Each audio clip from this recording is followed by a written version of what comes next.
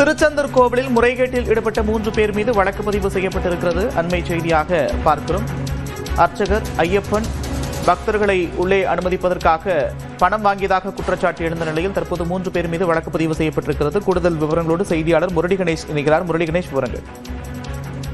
நந்தா, திருச்செந்தூர் சுப்பிரமணிய சுவாமி கோவில்ல இன்று காலை இந்து சமய அறநிலையத்துறை அமைச்சர் ரமேஷ் அதிரடியாக ஒரு ஆய்வு என்பதை மேற்கொண்டார்.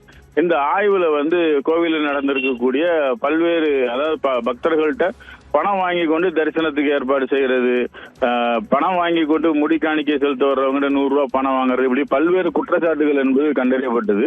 இதனைத் தொடர்ந்து இது தொடர்பாக விசாரணை நடந்தது. கிட்டத்தட்ட காலையில 5 மணிக்கு 5:30 மணி போல ஆரம்பிச்ச இந்த ஆய்வானது மதியம் 12:30 மணி வரைக்கும் நீடிச்சது. இதுல பக்தர்கள்ட்ட அதாவது ஒரு பக்தருக்கு 2000 ரூபாய் வீதம் 4000 ரூபாய்ன்னு சொல்லி சுவாமி தரிசனம் பண்றதுக்கு அமைச்சர்கிட்டையும் அமைச்சர் உதவியாளர்கிட்டையுமே பணம் வாங்கியிருக்காங்க. இவர் தன்னோட அடையாளத்தை மறைச்சு போயிருந்தாப்புல பணத்தை வாங்கியிருந்தாங்க. இது தொடர்பா கோவிலை சேர்ந்த ஐயப்பன் அப்படிங்கிற ஒரு அர்ச்சகர்கிட்ட விசாரணை நடந்து வந்தது. இப்ப விசாரணையோட முடிவுல திருச்செந்தூர் கோவில் காவல் நிலையத்துல அவர் உள்பட 2 காவலர்கள், ஐயப்பன்கிற அர்ச்சகர் உள்பட 2 கோயில் காவலர்கள் சேர்த்து மொத்தம் 3 பேர் மீது வழக்கு பதிவு செய்யப்பட்டிருக்கிறது. தொடர்ந்து வழக்கினுடைய விசாரணையானது நடந்து வருகிறது. நந்தா,